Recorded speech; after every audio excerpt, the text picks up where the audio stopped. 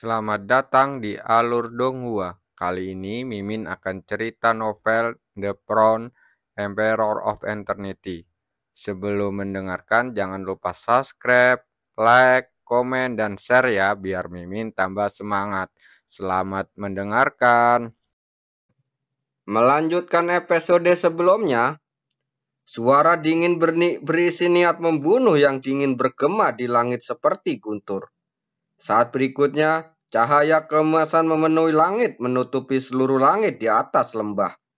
Untuk sesaat, cahaya menyilaukan menyapu seperti derasnya air laut, menghancurkan banyak rintangan dan membabartir Cotian di bawah. Cari roh ungu, Cotian melihat ke langit dan berteriak dengan marah. Ribuan sinar cahaya ungu kemasan melesat dan mengembun menjadi jari ungu besar tepat di atas kepalanya. Jari-jari ditutupi dengan garis-garis yang tidak jelas dan misterius, dan cahaya yang kaya seperti cairan mengalir di atasnya. Rusak, dia menunjuk dengan mata dingin dan berteriak dengan tajam. Jari-jari ungu segera naik ke langit, membangkitkan cahaya ungu kemasan yang tersebar di seluruh langit dan mengarahkannya langsung ke arah Cukuangseng. Ekspresi Cukuangseng tetap tenang, dan dia mengangkat telapak tangannya ke udara. Gelombang cahaya ungu kemasan meraung, langsung menenggelamkan jari roh ungu ke dalamnya. Di saat berikutnya, serangkaian ledakan besar terdengar di langit, dan cahaya ungu kemasan di seluruh langit bergejolak dengan hebat. Bentrokan yang menakjubkan membuat Colong dan Faming berkeringat dingin. Jika Cukuangseng langsung membunuh mereka di reruntuhan, saya khawatir mereka tidak memiliki kesempatan untuk bertahan hidup. Di udara, biksu darah itu tampak sedikit serius. Terlepas dari reputasinya yang luar biasa, pemuda yang menjadi terkenal di Tianyuan benar-benar luar biasa dalam kemampuan bertarungnya. Dan di tengah perubahan pikiran semua orang, dua bentrokan mencenangkan itu akhirnya berakhir. Gelombang kecut dahsyat yang awalnya memenuhi udara perlahan menghilang. Colong dan dua lainnya buru-buru melihat Cukuangseng yang duduk di singgasana Dewa Sembilan Segel. Dan gelombang cahaya ungu kemasan melonjak di sekelilingnya, tanpa menunjukkan tanda-tanda menurun. Sialan, dia mengumpat. Awalnya, dia mengira selama kakak laki-lakinya mengambil tindakan, Cukuangseng akan seperti anjing yang berduka, memohon belas ampunan di hadapannya. Tapi pemandangan di depan mereka adalah bentrokan yang sangat berimbang. Dibandingkan dengan Selongsi, kamu memang lebih kuat. Cotian menarik napas dalam-dalam dan menatap Cukuangseng dengan wajah dingin.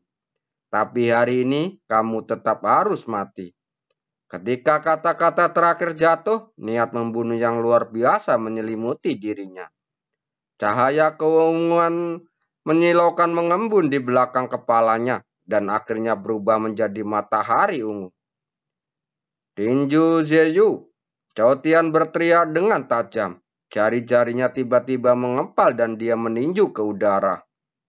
Matahari besar di belakang kepalanya meledak.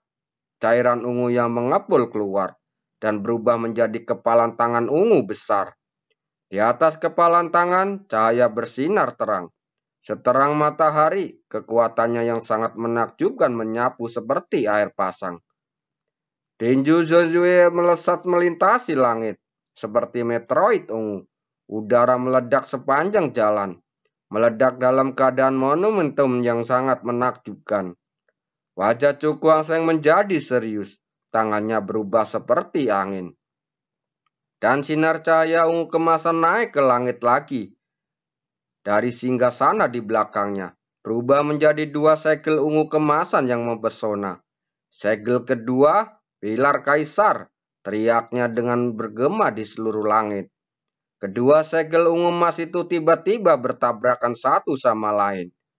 Cahaya menakjubkan menyebar dan pilar ungu emas cerah dengan cepat muncul darinya. Cukuangseng tampak serius dan menunjuk. Pilar emas ungu juga miring ke bawah perlahan, mengunci tinju Zueye di bawah. Pergi, teriaknya pelan. Pilar emas ungu segera menukik ke bawah dengan bertabrakan dengan tinju dengan ledakan yang dahsyat. Gelombang kejut yang mengerikan turun dan mengamuk seperti badai, menghancurkan puncak gunung di sekitarnya. Retakan yang mengejutkan muncul di puncak gunung dan menyebar hingga ke dasar jurang. Tidak hanya itu, ada juga retakan hitam tak berdasar di bawah, yang terkoyak satu demi satu. Di tengah dua serangan tersebut, cahaya menyilaukan menimbulkan debu dan asap di seluruh langit. Dan awan jamur dengan diameter sekitar 100 kaki menjulang. Fluktuasi hebat yang datang dari awan jamur membuat kulit kepala Colong dan Cotian merasa mati rasa. Lalu mereka buru-buru mundur. Mereka tahu bahwa jika terjebak di dalamnya, mereka tidak akan memiliki kesempatan untuk bertahan hidup. Pemenangnya harus ditentukan. Biksu Dara itu melihat ke tengah awan jamur, matanya bersinar terang. Tinju besar Zoe Sotian adalah salah satu kartu truf terkuatnya. Bahkan dia harus melawannya dengan seluruh kekuatannya. Semburan guntur lainnya terdengar dan awan jamur terkoyak dan cahaya ungu kemasan yang sangat menyilaukan keluar darinya. Biksu Dara itu mendongak dan pupil matanya segera menyusut. Karena sinar cahaya itu tidak lain adalah pilar Kaisar Roh. Ekspresi Chu Kuang-Seng menjadi serius. Dengan latar belakang cahaya ungu kemasan, dia tampak seperti kaisar dunia ini saat ini. Rusak, dia melontarkan satu kata. Dan pilar Kaisar Roh tiba-tiba roboh, langsung menembus tinju di tempat. Saat berikutnya, tinju Ziyue meledak berkeping-keping di bawah tatapan ngeri Cotian. Ini tidak mungkin. Dia berkata dengan kaget. Tinju Ziyue miliknya dihancurkan berkeping-keping oleh pilar Kaisar Roh. Tapi sebelum dia memikirkannya, pilar Kaisar spiritual bergegas turun dengan marah. Melihat ini, Cotian mundur dengan buru-buru. Tangannya berubah dengan cepat dan dia mengayunkan telapak tangannya satu demi satu.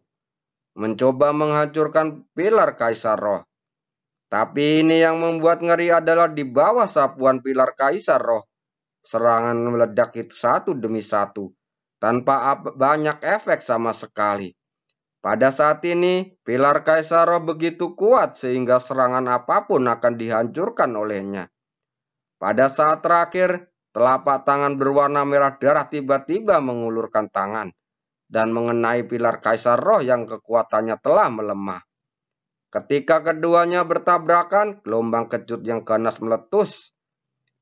Pilar Kaisar Roh yang melancarkan serangan yang tak terhitung jumlahnya, akhirnya kehabisan kekuatannya dan kemudian menghilang ke udara. Dan telapak tangan berwarna merah darah juga terguncang. Saudara-dara, Cotian memandang pilar Kaisar Roh yang menghilang dengan terasa takut yang masih ada. Lalu berbalik untuk melihat ke samping dan melihat kemunculan tiba-tiba dari Biksu Dara. Mari kita bergabung dan menaklukkan dia, kata Biksu Dara dengan tanpa basi-basi. Dia menatap Chu Kuang-Seng dengan mata yang berlumuran darah. Mendengar ini, wajah Cotian menjadi sedikit gelap. Dengan statusnya di alam iblis hitam, dia dipaksa ke dalam kondisi yang memalukan oleh seorang junior. Yang jauh lebih muda darinya membuatnya sangat marah. Tapi ketika dia memikirkan serangan lawan yang menakjubkan, dia hanya bisa menggertakkan gigi dan mengangguk.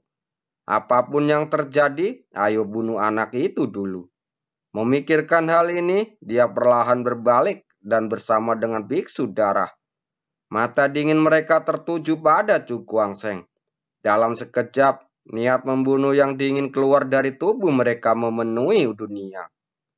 Jauh di langit, Chu Kuang-Seng menunduk dengan ekspresi tenang.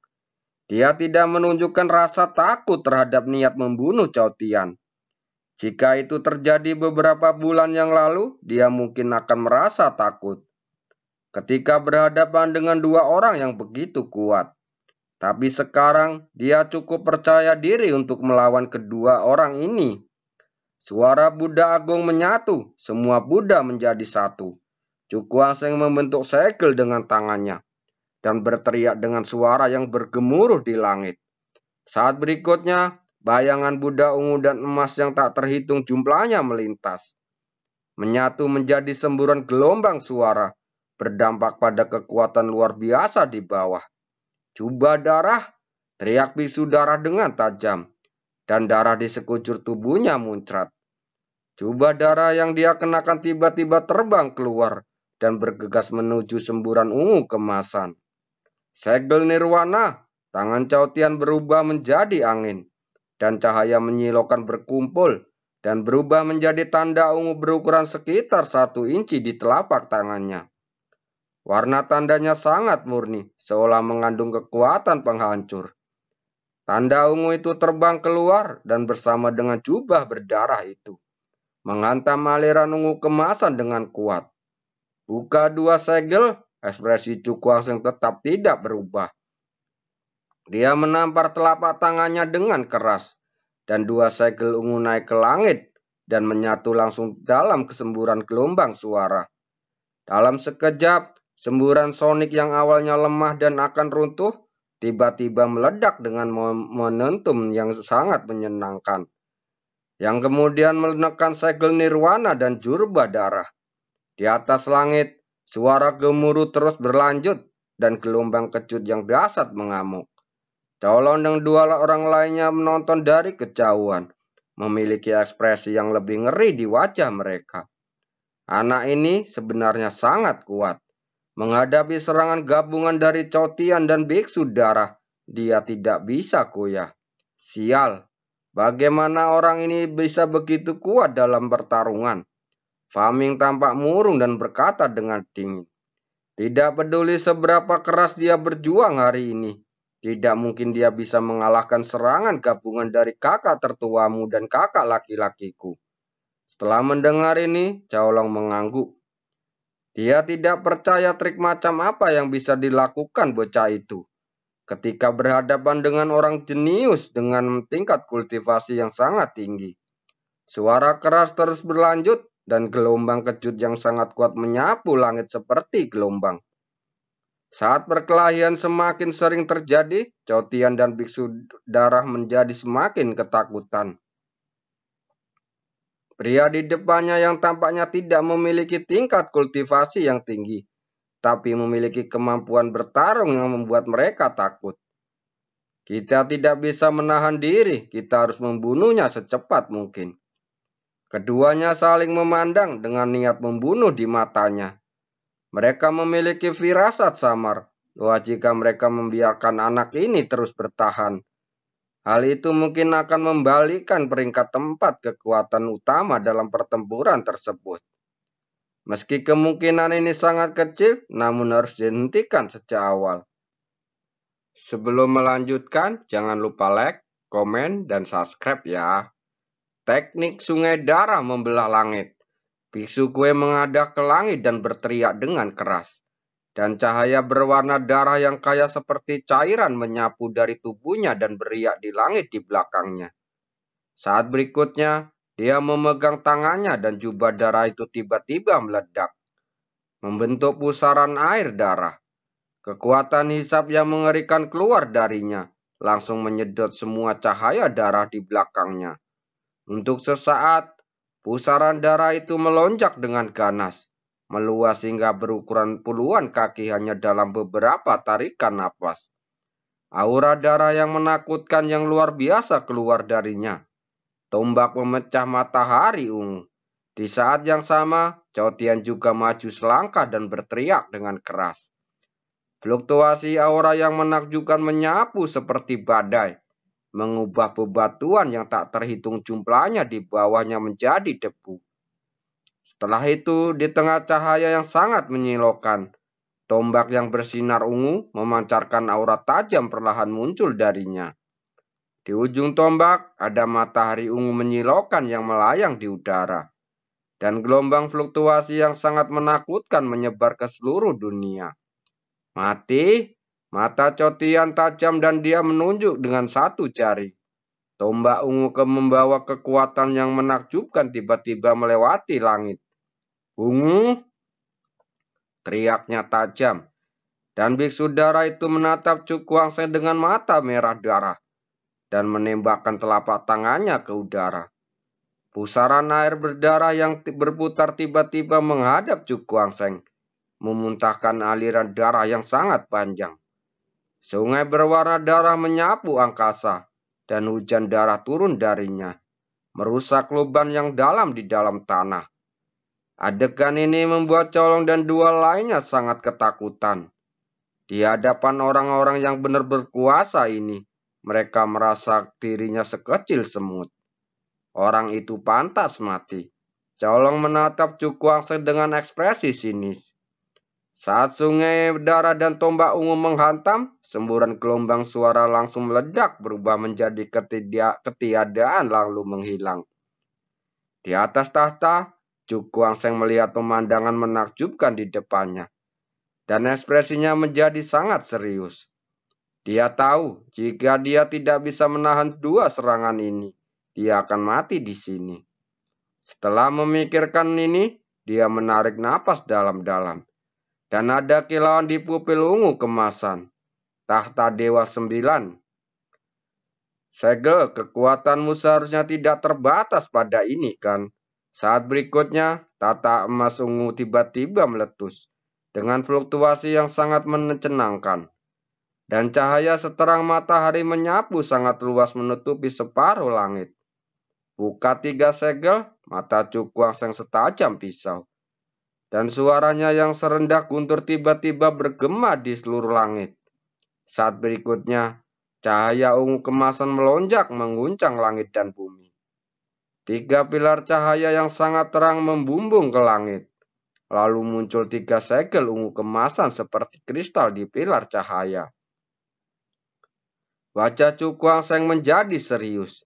Telapak tangannya menggambar serangkaian bayangan di depannya. Dan gelombang fluktuasi misterius didorong ke dalam segel ungu kemasan olehnya. Sinar itu bergerak dan kemudian meledak. 3 segel ungu kemasan terbungkus dalam semburan cahaya, keluar dengan sangat deras. 3 segel memutar roda surgawi. Teriakan mengejutkan terdengar, dan 3 segel ungu kemasan tiba-tiba bertabrakan dan berubah menjadi roda cahaya berukuran puluhan kaki. Roda cahaya itu ditutupi dengan garis-garis misterius, dan di tepinya terdapat cahaya dingin, begitu tajam hingga seolah mampu membelah gunung. Pancung untukku, Cukuang Seng tiba-tiba berdiri dari singgasana, memegang roda surgawi dengan telapak tangannya di udara, lalu melambaikannya ke bawah dan berteriak dengan dingin. Roda pembali surga yang besar yang secara langsung merobek penghalang energi darah dan cahaya ungu. Lalu muncul di depan sungai darah dan tombak pemecah langit. Saat berikutnya, kedua belah pihak bertabrakan secara tiba-tiba. Dalam sekejap, gejolak yang tak terlukiskan dan mencenangkan berkecamuk di langit dan bumi. Untuk sementara waktu, angin kencang mulai tertiup dan cuaca berubah. Terima kasih.